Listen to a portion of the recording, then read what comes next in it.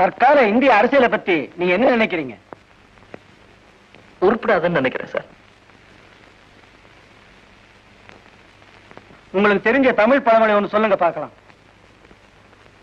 பசி வந்தால் பத்தும் பறந்து போகும். ஆமா, இப்ப ஈரான்ல என்ன நடக்குதுன்னு சொல்ல முடியுமா? ஓ, சொல்ல முடியும். ஆனா அதுக்கும் இந்த குமாஸ்தா உத்தியோகத்துக்கும் என்ன சார் சம்பந்தம்? He seems to be impertinent.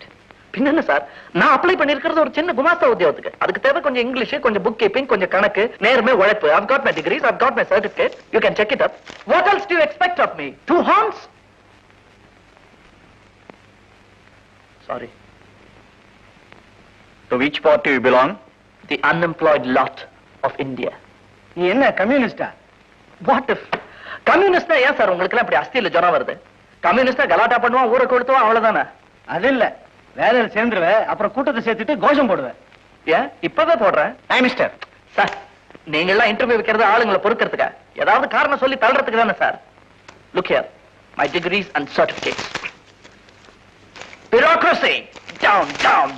Nepotism, down, down. Favoritism, down, down. Red tapeism, down, down. வாழ்க பாரதம்.